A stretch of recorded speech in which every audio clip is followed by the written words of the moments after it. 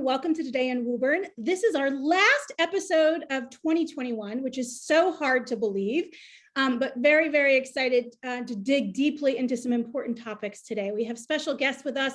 Of course, we have Mayor Scout Galvin, who's joining us as always, but we also have Carol Rego, who I might have mispronounced the last name, even since she just taught it to me, but she'll forgive me if I have. And she was one of the environmental engineers who helped design our water system. So we're going to talk a lot about a topic we know is really near and dear to your hearts. I was tagged in a ton of posts. I got a ton of personal messages.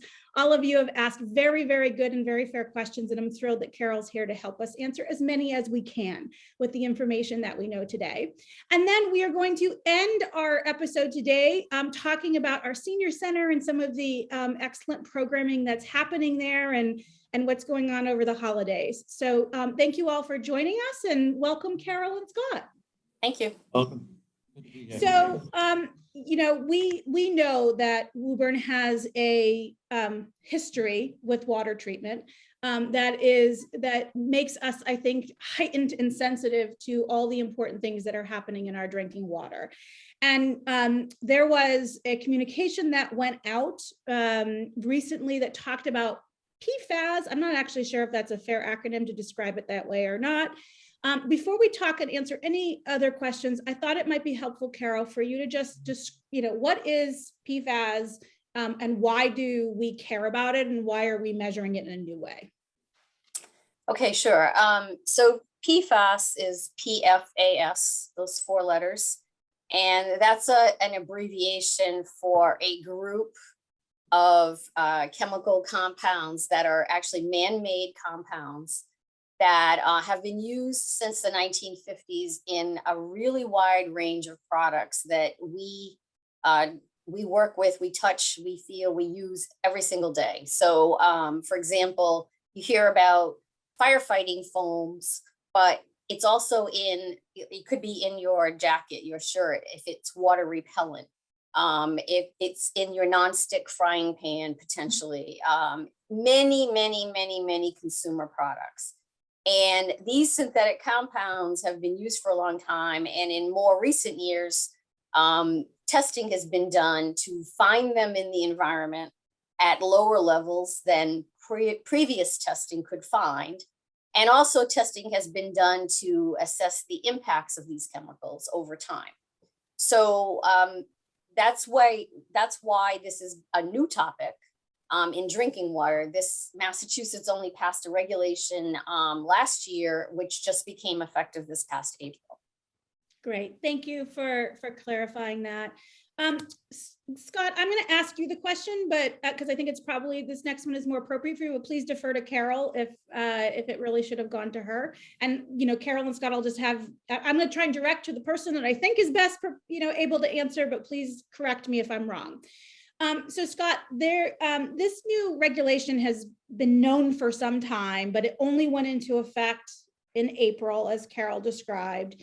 And there are sort of quarterly monitoring that we are required to do and notification systems that we're required to do. In the letter that residents received in September timeframe, in that second quarter, we were slightly elevated above the maximum requirement around 20. We were 24. I'll have Carol explain what that actually means in a minute. My question to you, Scott, is around the timing of the communication. What was the reason there was sort of this delay from September to November in terms of notifications? It's a good question, Samantha, but one of the things that you said, that Carol says the regulations were passed and became effective April of 2021.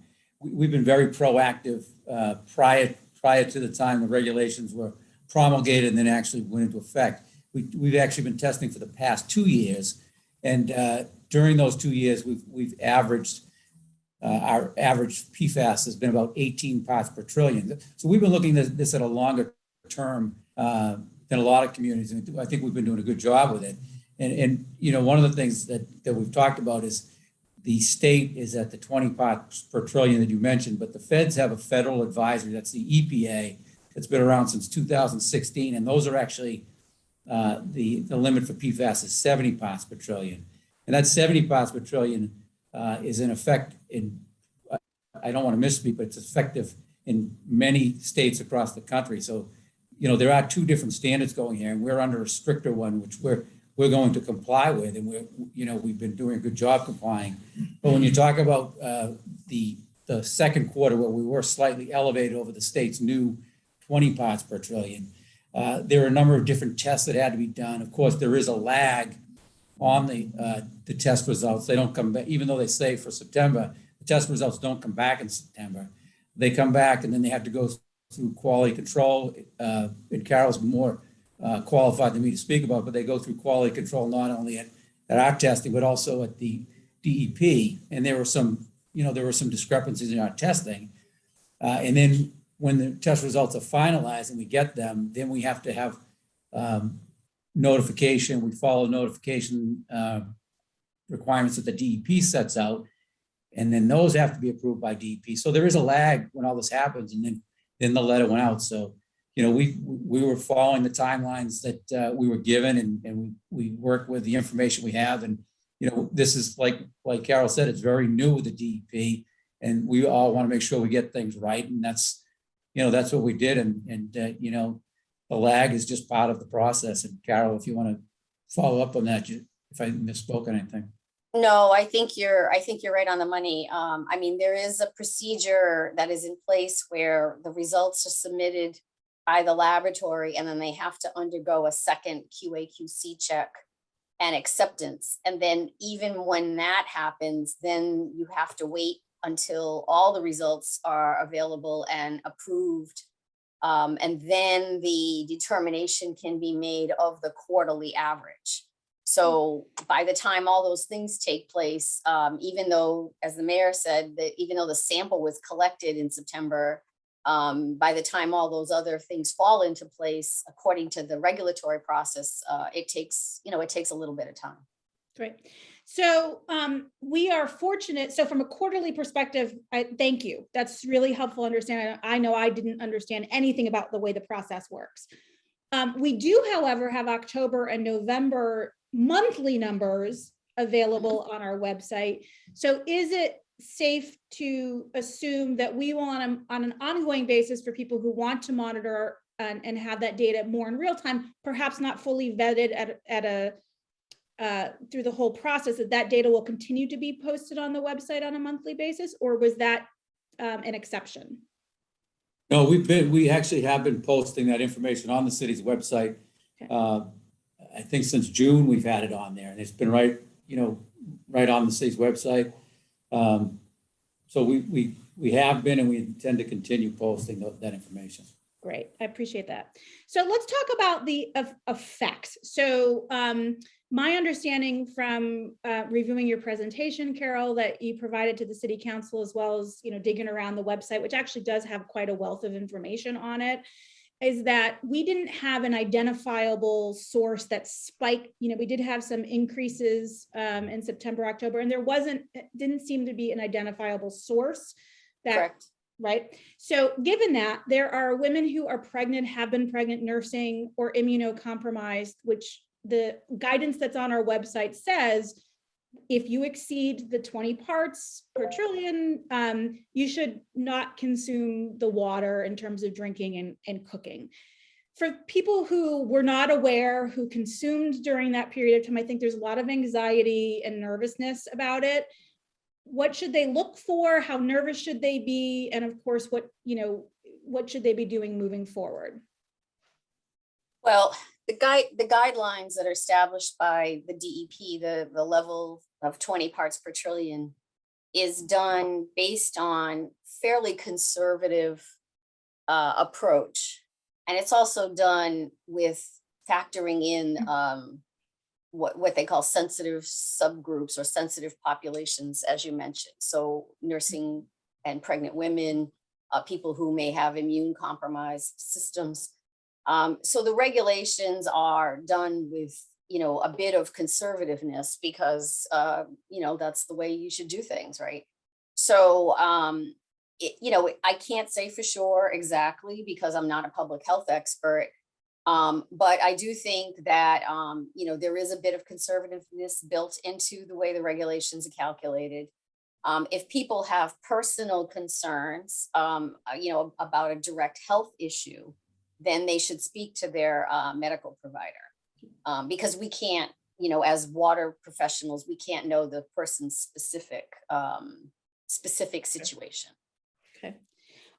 Now, is it like, so we saw fluctuations, up and down, not a lot of numbers, but certainly up and down over the 20 parts threshold. Right now in November, we report slightly under. I don't know what will happen in December. Maybe we'll be a little over, maybe we'll be under. We'll find out. But for is that likely to be the scenario where until we build, and we'll talk about the long-term solution in a minute before we do that, is it likely before we get a long-term solution that we'll be seeing things go up and down a little bit? Yeah, I mean, as Mayor Galvin mentioned, the city's been proactively monitoring for quite some time, since the fall of 2019. And that's what we've seen since that time. Hovering right around 20 parts per trillion. Actually, until the one single month in June, no results had been over 20 parts per trillion. And there have been some months where the levels has been as low as 12. So you got to remember that these compounds, the way they're being measured to a level, like what they call a detection limit of 2 parts per trillion. Okay. And we put in some information on the PowerPoint and on the website that a part per trillion is a drop of water in the volume of 20 Olympic swimming pools. So this is very, very, very, very small amounts. And so if you can imagine, there is going to be some variability just because of the sensitivity of the test measurement. And it's also a water supply. There's different months we're pumping a little bit more, a little bit less, based on, the time of the year, the seasons, the particular wells that are in service. So, the variation, but it hasn't been a wide variation. It's been, within a narrow range, but it has been varied. Yes. Okay. And did this affect equally across Woburn? Because I know we have two main sources of water. And are certain parts of our city more affected by the fluctuations than others? I don't know how we route water, if it's all mixed up and distributed, or if we have different wells go to different parts of the city. All the wells combine in one location. They're all in the vicinity of Horn Pond. And they combine, and they collectively, that water goes into the Horn Pond treatment plant. And then from there, it does go out into the city from that one location. Now, occasionally, the city does use supplemental water from the MWRA, depending on the time of the year and what the demands are. Because the wells do have, while they can supply most of the city most of the time, they do have some limitations. And so there could be certain times when certain customers in certain areas do get water from the MWRA supply. Okay, that's really helpful. One thing I think is worth us noting is that this particular scenario with the PFAS is not Woburn specific. I know I've read about it in Burlington, I think Chelmsford. Is it sort of universally across Massachusetts, or are there portions of the community or counties that are similarly in the position we are? Yeah, there's a lot of systems that are being affected by this. I would sort of characterize it as sort of two different groups. There are communities that have high risk sources of PFAS in their community or near where their water supply is.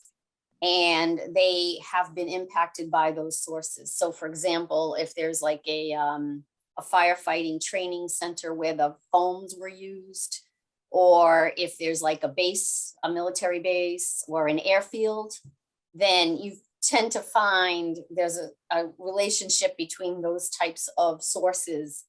And those communities have generally found higher levels of PFAS. And then there's a lot of communities that are sort of very, very similar to Woburn, where the levels are sort of in the background range, but above the standard. And they're influenced by, I mean, PFAS is everywhere in the environment. So it doesn't, it's not unexpected that you could find it essentially anywhere. Like we have it, like the situation in Woburn, there is no specific source that has been found. It's just essentially there. Okay. Samantha, just to follow up on that, you know, where you said, and it's a real good point. It's not specific. This is not a Woburn specific problem. It's statewide. It's across the country where there's thousands of water systems that are affected by this. But we, the city engineer just got me a document today. We put on the website that might be of interest to residents that has a map of all the cities and towns in Massachusetts, and it lists what their PFAS findings are in each city and town. I think that would be of interest to your listeners and everybody in Woburn to see what that is, because, you know, by my count, there were well over 60, 70 communities that have that exceed by different margins the regulations passed by Mass DEP. So it's a good document to look at. Yeah, thank you for calling that out. It's really, I think, going to be valuable. One of the things that I think people are, you know, there's sort of two challenges when we talk about a situation. So one is the water itself. And I promise, Carol, we are going to talk about sort of long-term strategies of how we as a city are likely to address that. And then there's communication around it about what's happening and when. And I think we've had a lot of great information on the website and a lot of, sounds like study that's been happening, but it sort of takes a moment. You know, I think the letter triggered a lot of people paying attention to it where we weren't paying attention to it before. And so some of the questions that came in, Scott, really are around, you know, are there ways for us to use our voice notification systems if we do have a month where we're elevated? So for those people who want to be extra cautious or sensitive, it's a, you know, push communication instead of them sort of remembering to go check something. So I guess it's a question for you. Yeah, it's a good question too. And one of the things with notification and what information you're putting out, it is, and again, remember, we're in the early stages of this. This is only the second month that the DEP's had their regulations up and going. There are really strict and precise requirements that need to be followed. And, you know, I don't know if the DEP allows that as a means of communication or a supplemental means of communication, but we could certainly look into that, Carol. I don't know. Right now, I wouldn't say 100% it's not allowed, but I didn't know that to be one of the means, but maybe you follow up. I think they would need to work out a way to approve what was the information that was communicated, because that's what that Mass DEP has some very strict requirements about that. Good. Well, that's helpful. Thank you for looking into that. And We'll look into that. We definitely will look into that, Samantha. I just think it's, you know, at some point that may be a really good way to communicate, but the DEP would have to, you know, approve what the message is. yeah, Right. and you know, those regulations are there for a reason. So I'm glad that we are aware of them. One of the short-term, so what are the ways that you can address? Here's the good news. These things that are in our water that we don't want can be removed, and they can be removed and from a city infrastructure standpoint, and they can also be removed in your own filtration systems that we might have on hand and such. And I know in Carol's presentation, there were some short-term mitigation things, I think, around supplying either filtration systems or bottled water that has had it removed for those very vulnerable populations. Scott, is there a next step to exploring whether we as a city are going to do that or not? Yeah, we have a letter going out the end of this week, which will I know one of the we've gotten calls here at my office, and one of the concerns was that it would be great if that 4-page letter from the DEP was put in layman's terms. And we agree. I mean, and that letter is a form letter that goes out from the DEP, and that goes out to, you know, really it says Woburn on it, but if you go to Burlington, it's the same letter that our residents got. Instead of saying Woburn, it says Burlington, and then they plug in some different terms. So Yeah, we will be sending out a letter this week and also outlining some of the things that we're looking to do to address the concerns of the sensitive subgroups being, pregnant, immunocompromised or infants under 1 year old. So we're looking at three different options, but the one immediate one that we will be doing is a credit on water bills. So those people in the sensitive groups can get bottled water. That'll be the first thing we do. But we do have plans to, and Carol can talk more about them, explore a couple different options that we think will, one's pretty innovative and the other one is supplying water in another part of the city that is not containing PFAS. Awesome. Well, Carol, let's talk about it then, since this is a good time to do that. So Sure. talk about what the city plans to do. And then also for those folks who maybe don't fall into those sensitive categories, but want to be extra cautious or have an occasional visitor who they, are concerned about. I went out and bought a filter that looks like it can, I don't know what I was doing. I think I got the right stuff, but I'm not sure. Give us some guidance about what we're doing, right? It looks right. I'm trying not to fall for things, but tell us what we as a city are doing and potentially doing. And then also for those folks who want to take a proactive action on their own, what we should look for. Right. So so besides the water bill credit for sensitive groups who have to purchase bottled water, the city is going to be installing a bottle filling station. So where residents can go and fill up water bottles with water that is known to not contain PFAS. That needs approval from the Mass DEP. And it's not because of Woburn, it's just a general requirement. And so that process is ongoing.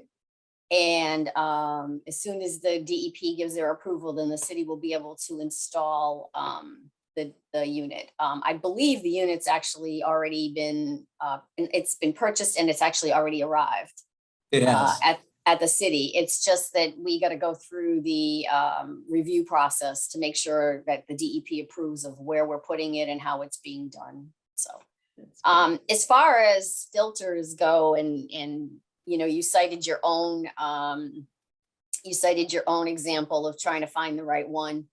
It's a little bit tricky. First of all is, there are water treatment systems that people can put on their homes, which treat all the water that come into the house, right? And those are generally like in the basement, and they're large systems and they're very expensive. And they typically involve a technology called reverse osmosis. You might have heard that. It's or RO, you hear RO. So someone could do that, but that treats all the water in the home. And if you think about it, most of your water in your home goes for things like flushing your toilet, which is actually the largest use in any home, or taking a shower or rinsing things. I can attest as a mother of 4 young adult children that is definitely one of the most used portions. Yes, of right, exactly. So if you put in a system like that, it's very expensive, and you're also treating a lot of water that you don't need to treat. And then you have the maintenance and the upkeep of that system. So what is generally considered more appropriate would be what they call a point of use device, or which could either be a pitcher filter or a faucet mounted filter. Mm-hmm. And the concern, or not the concern, but the thing to be aware of with those is when they are tested by third-party certifying laboratories. Okay, the one that's the most commonly known is called NSF, or National Sanitation Foundation. They are tested at the EPA's health advisory level, which is the only thing that's standard across the entire country, and that is 70 parts per trillion. So the Massachusetts Massachusetts regulation, this new regulation, is 20 parts per trillion, which is lower than what these devices are tested at 70 parts per trillion. So even if you go and purchase one of these, It will not have been tested to see if it can reduce the levels to 20 or below 20. So that's the issue. But the technology that is typically used and what we would be actually looking at for treating the city's water is what you hear of is, you'll hear it called activated charcoal. The technical word is granular activated carbon, or GAC. You hear people use that term. Okay. And essentially the granular activated carbon absorbs the PFAS material into the carbon. And essentially by virtue of that, it's in the carbon and then it's not in the water. So if you are going to look for a device, you want to look for a unit that contains granular activated carbon, but you have to realize that you won't find one that's currently certified to meet the new Massachusetts requirements. Okay. Now, with that said, though, we are exploring some research ideas with the city and some manufacturers to see if we can do some evaluation of these devices to see if they could be effective in Woburn, but we're not there yet. We're just starting to go down that road. So. Okay.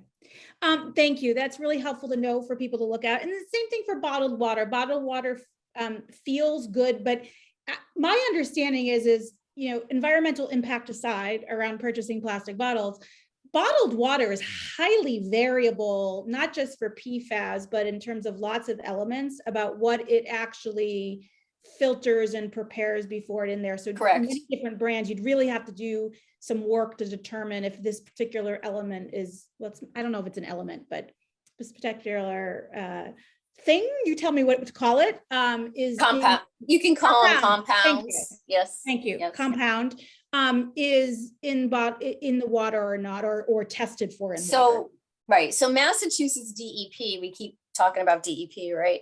Massachusetts DEP does have a requirement, which they put into place not that long ago, last year, I believe, that says that if you're going to sell bottled water in Massachusetts, that you have to have tested it for PFAS and have provided those results to the state.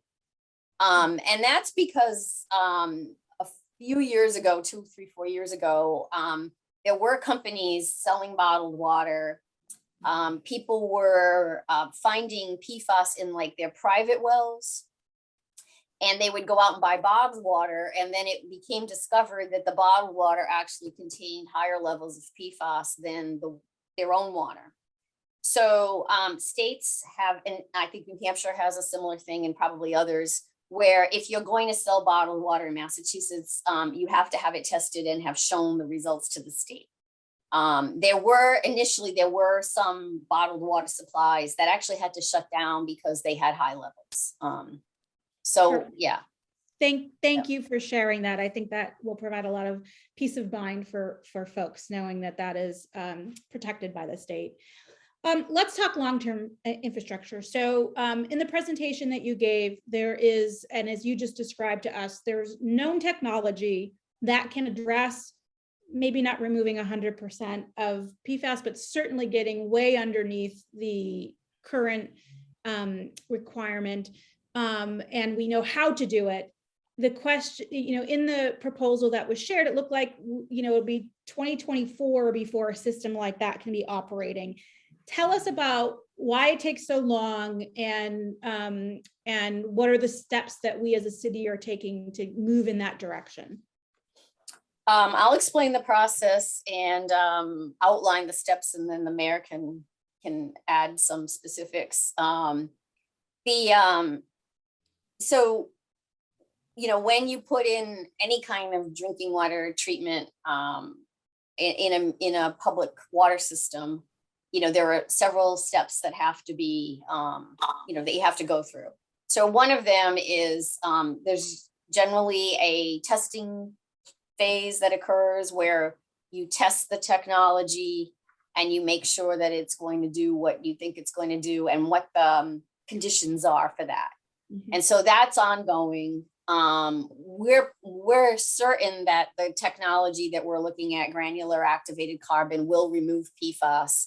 What we need to do is figure out the specifics of that. So that specifics that are pertinent to the city's situation. So to the Horn Pond water, to the site that we have, to the facilities that are there. We have to tie it into what's already there. We still need to take the manganese out of the water. We still need to disinfect the water. So this has to get integrated into the existing system and made to work, together. This is, we can't find a solution for PFAS and create another problem, right? So we have to make sure everything works together. So that's what's ongoing with the engineering evaluations.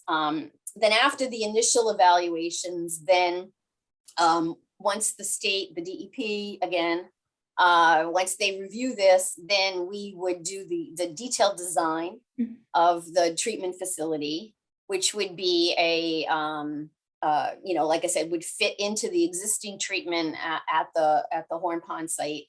And then after that design, then we also have to obtain permits. So there are permits for construction, permits, environmental permits. There's some stormwater, some wetlands, those types of things. And again, this is one of those things where you can't solve one problem and create another problem. You have to make sure everything works. And then after that, it has to be publicly bid, advertised, bid, and then the contract is awarded, and then the contractor builds the facility. So, this is not a small treatment plant. This is a moderate sized treatment facility. And based on our experience in doing this in several other communities, it takes a little bit of time to obtain the materials and to construct the facility. So we're going to try to speed that up as fast as we can. But, some things, they just take the time that they take.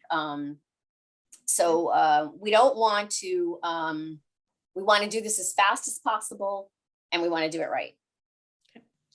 Thank you for explaining the process. It's actually really helpful to understand that. Given that, Scott, obviously this is a significant financial investment of the city, something that it sounds like, we've been talking about and sort of planning for. Is this something that we would fund out of the city budget this year to get started? Or is that infrastructure money we're hoping to get some of the grants that we've talked about in the past? Or some combination? It's going to be a combination. So one of the things that you and I have been talking about is the ARPA funds that we have available. Yep. And also, like we've been saying, this is not a Woburn specific issue. It's a nationwide issue. And in that the $1.2 trillion infrastructure package that was just passed on the federal level, they have a significant amount of funding in there for PFAS, for grants, for matching funds. The state is also, in their allocation of ARPA funds, they've made a lot of money available for these specific fixes. So we're in a good place as far as, using ARPA funds and leveraging our ARPA funds to get more grant funding. So, the cost is, the cost is going to be significant.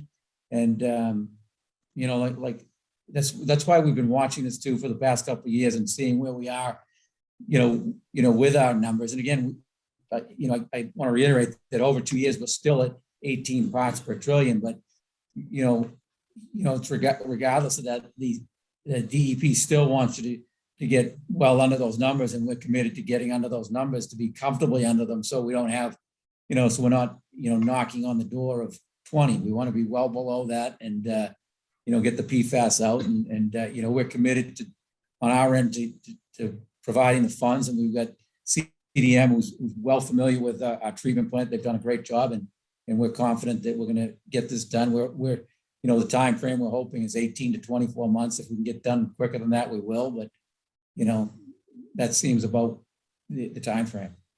Great. Well, thank you so much for elaborating on that. We think it's really important. You've answered so many of the questions that we might have. Before we wrap up and invite Marie to chat with us, anything else, Carol, that I didn't ask but you feel is important for our residents to know? No, I think the most important thing is that if they have any concerns, if they're personal health concerns, they should reach out to their medical provider. Because we obviously, as water supply professionals, we can't deal with knowing individual cases, nor are we qualified. And if there are concerns about the water, reach out to the city.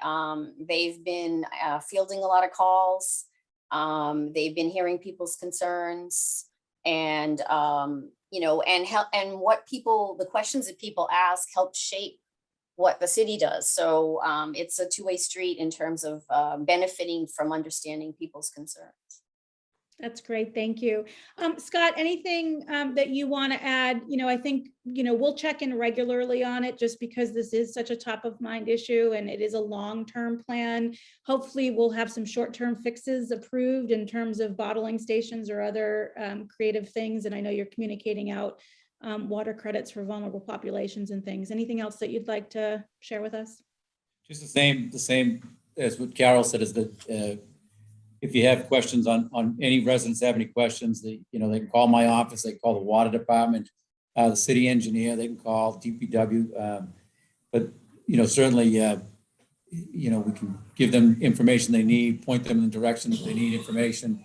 And as this goes by, we will continue to work on our communication and work to always improve. You can always improve what you do. And, it's maybe some of the communication, we want to step it up, but the information's always there on the website. We'll be looking at, getting other avenues to get information out to people. But as always, Samantha, and the website does have a lot of information if people choose to use it. So that's where we'd ask them to look. And again, any questions after that, please call. That's all.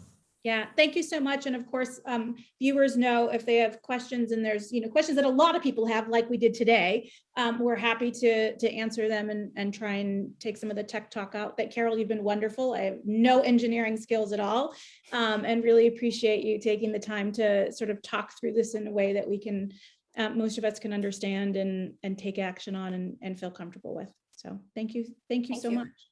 Thanks, Carol. Scott, anything, I know we had the clinic. Is there anything else, any sort of city non-water related things that you want to mention before I pop over to Marie? Yeah, real quick, the 5 to 11 second clinic was a great success. I want to thank the members of the Woburn the MRC who were great, the Board of Health, school nurses and volunteers. That was a good clinic. We also, as you know, we're doing weekly clinics on Thursday for the booster shot, and Marie's going to graciously host them up at the Senior Center. So first one's 2 to 4 this week, and that's for all ages. Started out as a 65 plus, and now it's open to all Woburn residents. So if they would like to sign up, get on the city's website. I think there's about 80 slots open for 2 to 4. So if this runs before Thursday, you can sign up on the city's website and get your booster shot before Christmas. I love it. That's great news. Thank you for joining us, Scott. And thank you for bringing Carol to us to make sure we got all of our questions answered. Yep. And we'll keep on top of this, on a weekly basis. That's good. You bet. So I don't know that I'll see you before the new year, but definitely have a wonderful holiday season. And we will come back that first Monday in January again. And yeah, same. Merry Christmas to all your listeners too, and all of the residents. Thank you. Thank you so much. Welcome, Marie. I'm so excited to have you with us. Unmute. Samantha, how are you? I'm good, thank you. Yeah, good to see you. Lovely flowers behind you. I'm admiring. Yeah. I like that. So Marie, I hope you got a water education while you've been listening in as I did today. Probably learned a lot. Right? I learned a lot. Yeah, thanks. Those were great questions. And everybody's been, it's worrisome. Yeah.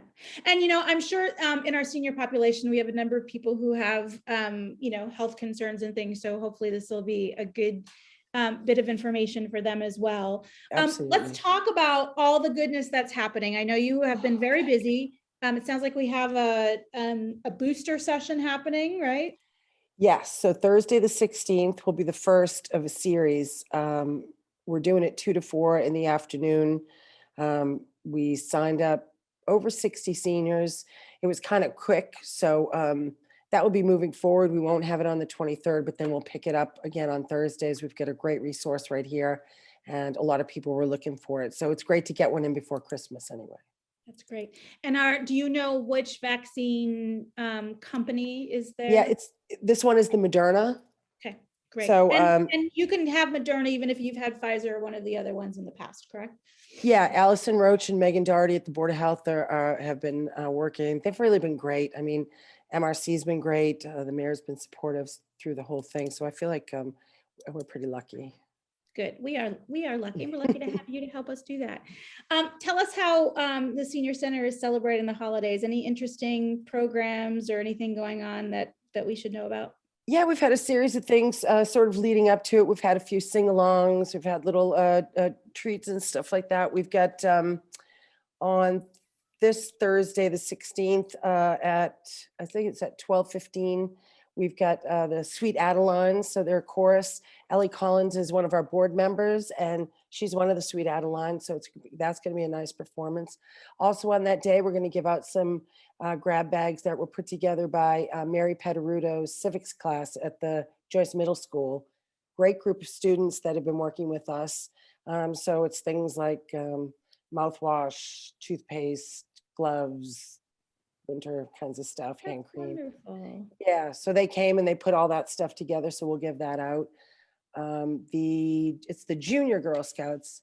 I want to say it. Amy Martin and her Junior Girl Scout troop have collected socks, and they'll be here on Wednesday, and they'll be giving out those socks to seniors. Wednesday tends to be a pretty busy day, so they're going to come after school. And then we have this is a cultural council program. It's Mrs. Massachusetts, and she is Monday the 20th at 12:30 in the community hall. And so she's calling it a holiday gala concert. So we'll see what that is, but it sounds fun. It does sound fun. A little Yeah. local celebrity coming to hang out with the Yeah. Senior Center. I love it. That's great. You recently had a blood drive as well, right? I think I saw one. We did, they did, and they do very well up here, maybe because of the parking or whatever, but I know they also advertise it well. Then they were skipping for the holidays, and the next one is January 19th. That's great. And for those of you who are watching, if you're able to donate, we know not everybody is, but if you're able to donate, the Red Cross is in desperate need, more so than I've seen in many, many years. And so I would definitely encourage you to start off the new year if you're able to and make a donation, either at one of the Senior Center, if that date doesn't work out for you. There's lots of other nearby locations. We'll do it in February, March, April. We do one a month anyway. So you can sign up right with the Red Cross. That's great. I love it. I often get people asking me questions about donations and such. And I know the Yeah. Senior Center sometimes you take books and games and things like that. Sometimes not, depends on inventory. And I know COVID disrupted some things. Where are we at today? We do. I mean, the Friends Helping Seniors is a nonprofit group that helps, that raises money and helps us. We have a gift shop here, the Golden Gift Shop, and the sales from that benefit the Friends Helping Seniors. So, gently used items. They're not really looking for clothing or electronics like pillows, things like that, especially since the pandemic. But they are accepting things. Donations can also be made directly to Friends Helping Seniors, and they fund a lot of the programs that we do here at the center. So they actually funded 1/3 of the newest van that we have. That's Yeah. great. I love hearing that. Are there anything, I know we do have a number of our seniors who are homebound or Yep. under, for a variety of reasons. Sure. Is there any special programs or things going on this season or the next month or two that they should know about? So the virtual programs, like, the Zoom, Yeah. they weren't that well received, but I think but cable, Jen and Lauren, everybody, Woburn Public Media has been wonderful. We have offered things through cable. We're going to continue to do that. I know that they're still doing Zumba, and the instructor was going to do some new classes. We're also have our Qigong instructor.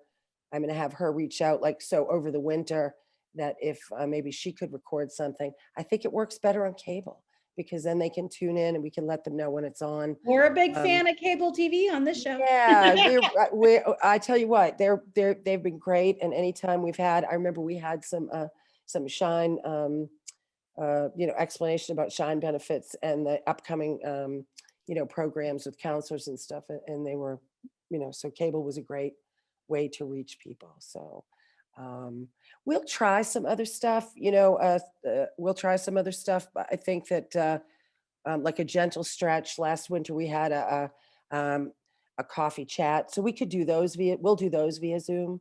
The gentle stretch, maybe if we could have her go over to the studio and do that as well. It's like 15, 20 minutes in the morning, just a hello, stretching, getting together, Very starting nice. the day off with a little exercise. I could use a little gentle stretch I every could. morning, I'm I should. sure. I should do it. I love that. Marie, thank you so much for joining us. Thank you. I'm so appreciative of your time and the work the Senior Center does. For those of you who are looking to support it, Friends of the Senior Center is accepting some donations. So definitely look into that and the blood drives and all the other good things that are happening.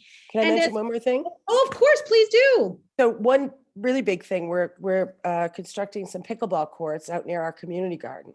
So over the winter, one of our city engineers, Greg, he donated a portable pickleball net. So we're going to mark out some space in there. We're going to do some demonstrations, give some lessons ahead of it. If it works okay, maybe we'll even schedule some time slots. It's so popular. So it's again, it's another great resource. So yeah, look for I'm that. so glad you raised Yeah. that. I've been hearing a lot about pickleball. So I'm really curious. I've never played, but heard great things. So excited to see new ways for people to interact with each other and get out there and keep moving. So thank you so much for joining us. And Woburn, as always, please continue to take good care of each other.